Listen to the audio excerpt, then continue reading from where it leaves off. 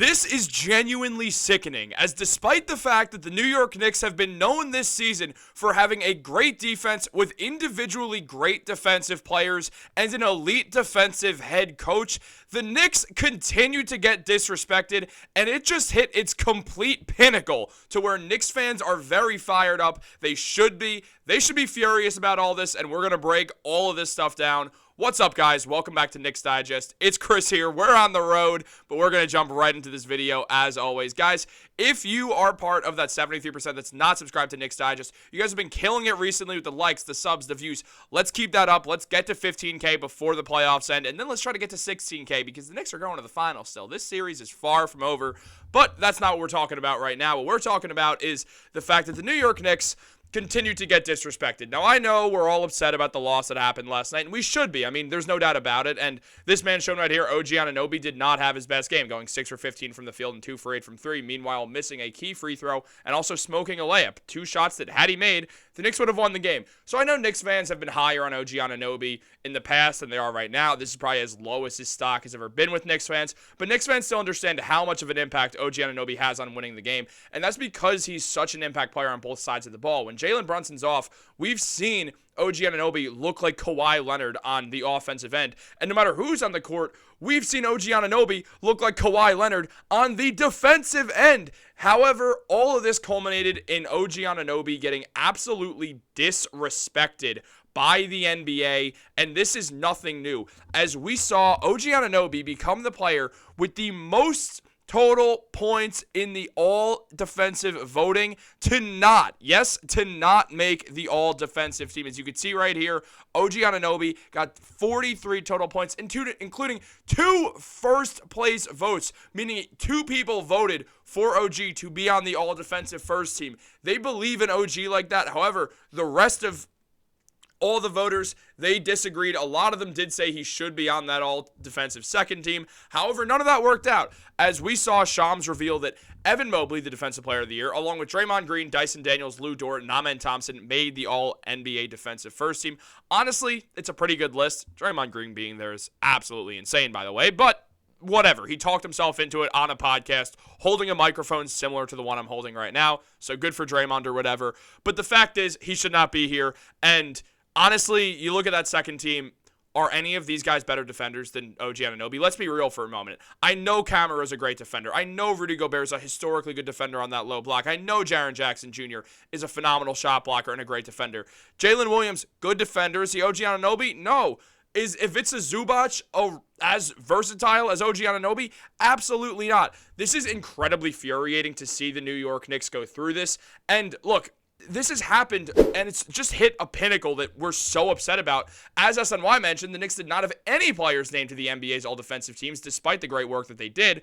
OG finished with 49 total points, the highest for a player not named to the team. And OG has spoken recently on his defense, saying, I think I should be on the first team, all defense. I think I should win Defensive Player of the Year. I've always felt that way.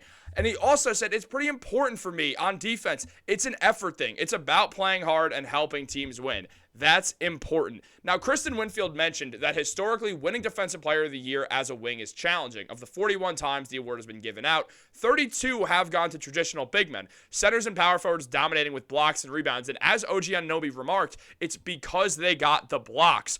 Understanding the uphill battle that he faces. And looking at the guys who have won the award, as Christian Winfield pointed out, it's Marcus Smart, Kawhi Leonard twice, Ron Artest, Gary Payton, Michael Jordan, Alvin Robertson, and Sidney Moncrief twice to win that award. So it's incredibly frustrating to see all of this go down when OG Anunoby just finds himself getting completely disrespected by the NBA and the NBA's voters. And I know he did not have a great game last night. We saw his on-off numbers be very uncharacteristically bad, where the Knicks were better with OG off. But truly, guys, it's not something that I'm too concerned about. You look at OG's numbers, I mean, frankly, he's got 0.3 steals less than Jalen Williams and half a block more, and yet he's not getting on this all-defensive team. It's because the Thunder are the first seed, and that's not how this award should be made, especially when OG and the Knicks are in the conference finals. I understand it's a regular season award. The Knicks were good in the regular season. And look, not all teams are good in the regular season, but also OG hasn't just played on the New York Knicks. He played on the Toronto Raptors, where he was also a great defender. And we have Ben Rogers from Raptors Digest, who would 100% agree with this. Take over. This needs to be said. This needs to be discussed out here on this channel on Knicks Digest. I've been harping on this on Raptors Digest for years now at this point. OG Anunoby, and it was blamed because as Toronto Raptors fans, we know you guys are out there in New York or around the world, wherever you're watching. Some people aren't as interested in the Toronto Raptors around the league. They like to disrespect our players, but no, this is carried over into OG Anunoby, who has the size, who has the strength, who has the ability to come out and absolutely stifle any defender out there in the NBA. Still, somehow, some way, there is a vendetta, there is a blacklist, there's something going on with OG Anunoby not getting these awards, not getting this recognition, and frankly, it is sickening. And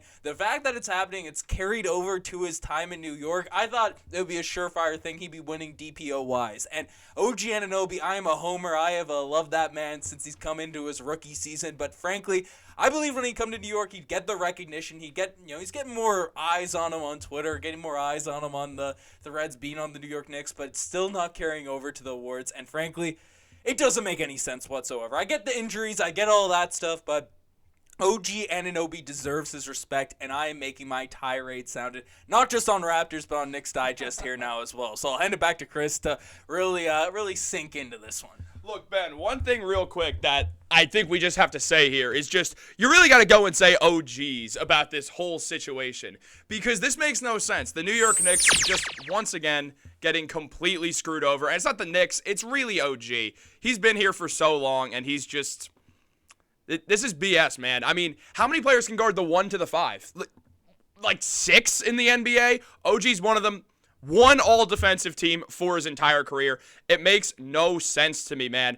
I mean, you look at this New York Knicks team. You look at how OG's been when he got here. He's been great. He played the most games in a season that he's ever played, tying his rookie record, except he started every game. Instead of playing 20 minutes, we saw him play 36 minutes per game. He had excellent numbers. This is really upsetting. We saw the defense. We saw everything work out. We saw OG be the Knicks' best defender. We saw him be a rim protector because Mitchell Robinson was out for months. It's really, really upsetting to watch OG just never get the recognition he deserves because he's not being flashy. And that's what it is. It's the flashiness factor.